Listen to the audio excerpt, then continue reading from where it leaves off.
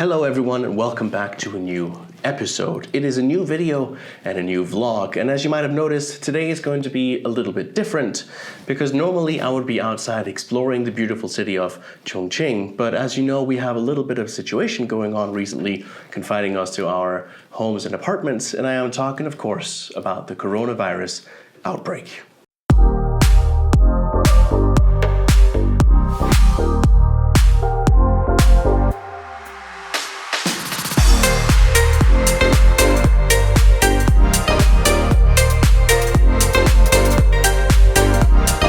Now, in case you haven't heard about it, although I'm sure you have, the coronavirus outbreak is currently ongoing in China at the moment, starting in Hubei province in the city called Wuhan and then spreading from there to the whole country, and we even have cases overseas. Now, I'm not going to go into detail about what the virus is, where it comes from, how many people are infected. There are plenty of online sources where you can find that information. I suggest looking at WHO, the American CDC, and your local government authorities to find information on that, because any information that I give you now will soon be outdated, and then it's just a whole thing. But the important thing is that in many places across China, in fact the whole country, people are advised to now stay at home and not go outside, and even if they do, they should only do it, if it's absolutely necessary to do grocery shopping or to medical emergencies, stuff like that.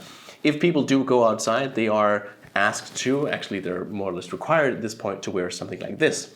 This is a surgical mask. This is not one that I've used before. This is one that I'm using purely for this video. But you simply put it on like this, make sure that it covers your nose. You flip in these little tighteners up here to snuck it into your nose. Make sure it goes under your chin and you're good to go. Not the highest level of fashion going on here. It does hide my double chin a little bit, so I guess that's something.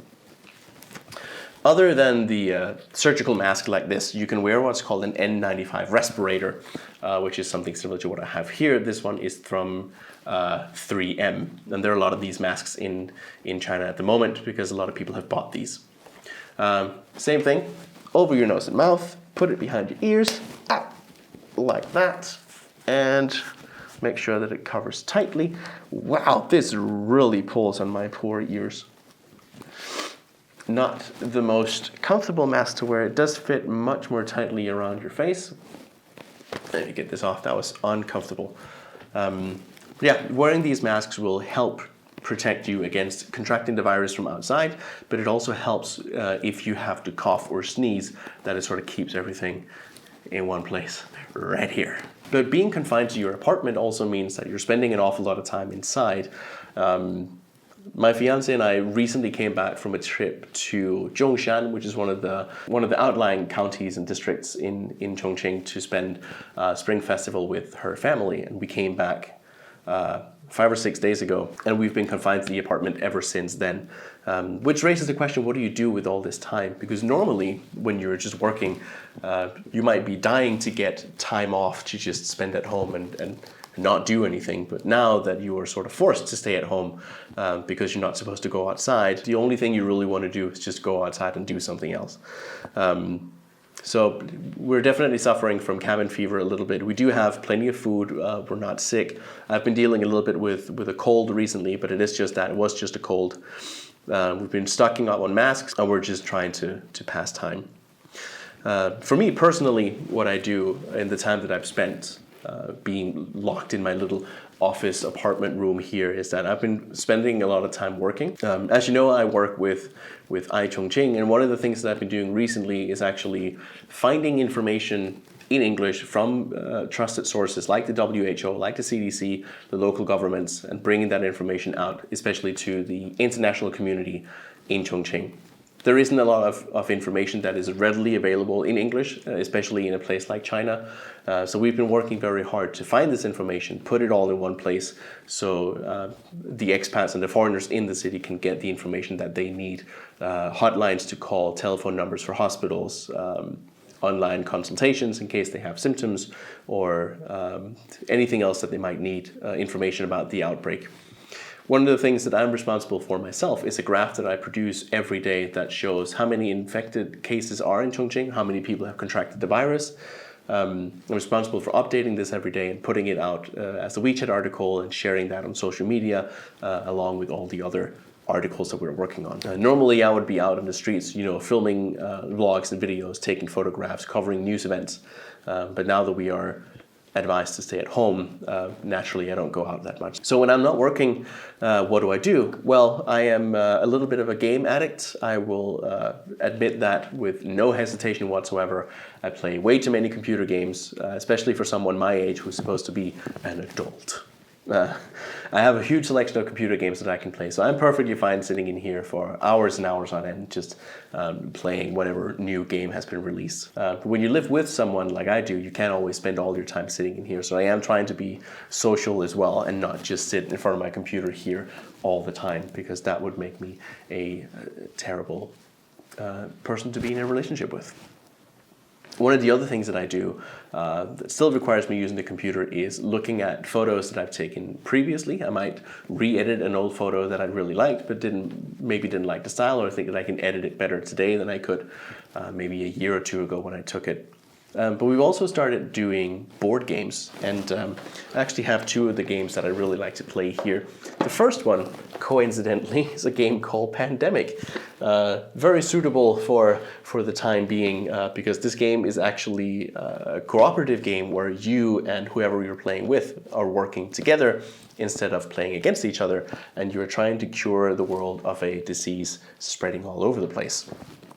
So I find that to be very fitting for the current situation. Not that that we're in like a pandemonium stage or anything, but I mean, there is a virus outbreak going on, and it is serious, so it's nice to do something about it, even if it's just on a board game. Another game that her and I have been playing a lot is this game called Sequence. I'm not sure if it's something that you can even get here. I brought this from Denmark a couple of years ago. A simple board game using decks of cards and little tokens to try and get 4 in a row, and trying to sort of block each other off. So quick little board games that we can take and then just play with. I have been trying desperately for a while to have my fiance get any kind of interest in playing PC games with me, without luck, I might say. But recently I found a PC game adaptation of a board game called Ticket to Ride, which is about building train lines across the US or Asia or Europe. And we were able to then install that on my computer and on her laptop, and now we can play that game together. So it's sort of like playing a PC game, but it's still a board game, but I'm not sure what to call it really, but it is something that we can do together, just something that we're both interested in, because we both like playing games, but I'm more of a computer game person. We're also cooking at home a lot more, or rather she does most of the cooking, I do most of the cleaning. It's not going to be any secret, I'm not much of a chef myself. So apart from me looking at photos, from us playing board game stuff, we've been doing a lot of stuff around the house. We do a lot of cleaning. The thing about living in a rented apartment is that you can't do any sort of home improvement projects really. Lots of things in this place I'd like to change, but haven't really had a chance to, so we're just gonna stay out of that. I'm likely going to be making more of these videos over the next couple of days. This video I just wanted to sort of introduce what I'm going to be doing and try to talk about what it is that I do to pass my time while we're sort of in house arrest at the moment.